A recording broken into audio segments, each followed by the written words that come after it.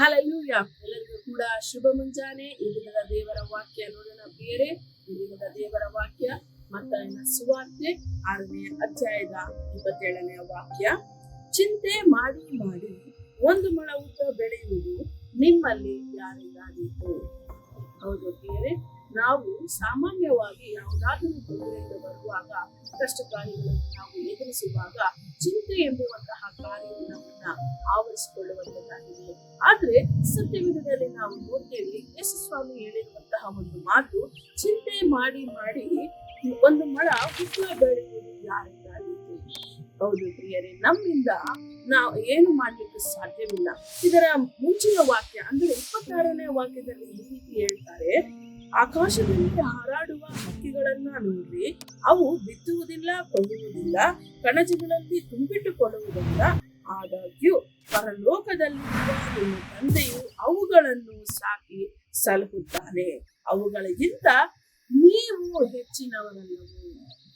ಹೌದು ಪ್ರಿಯರೇ, ನಮ್ಮ ಪರಲೋಕದಲ್ಲಿರುವ ದೇವರು, ನಮ್ಮ ತಂದೆಯಾಗಿರುವಂತಹ ದೇವರು, ಪ್ರಾಣಿ ಪಕ್ಷಿಗಳು ಅವು ಯಾವುವು ಕೂಡ ದುಡಿಯುವುದಿಲ್ಲ ಅಲ್ವಾ. ನಮ್ಮ ಹಾಗೆ ಅವು ಕಷ್ಟ, ನಮಗೆ ಬೇಕಾಗಿರುವಂತಹ ಕಾರ್ಯಗಳಿಗಾಗಿ ಅವು ಯಾವುದೇ ಕಾರ್ಯಗಳನ್ನ ಮಾಡುವುದಿಲ್ಲ. ಆದ್ರೂ ಕೂಡ ಅವೆಲ್ಲವನ್ನ ಸಾಕಿ ಸಲಹುವಂತಹ ದೇವರು ನನ್ನನ್ನು ನಿಮ್ಮನ್ನು ಸಾಕಿ ಸಲಹುವಂತವರಾಗಿದ್ದಾರೆ.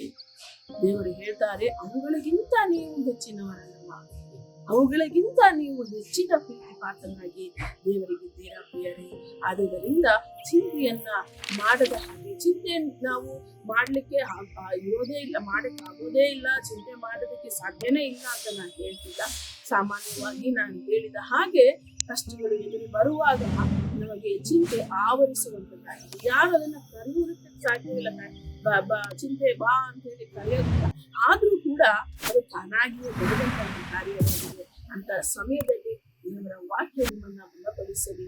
ಪ್ರಾಣಿ ಪಕ್ಷಿ ಹಕ್ಕಿಗಳು ಎಲ್ಲವನ್ನು ಸಾಕಿ ಸಲಹುವಂತಹ ದೇವರು ನಿಮ್ಮನ್ನು ಕೂಡ ಸಾಕಿ ಸಲಹುತ್ತಾನೆ, ಕಾಪಾಡುತ್ತಾನೆ.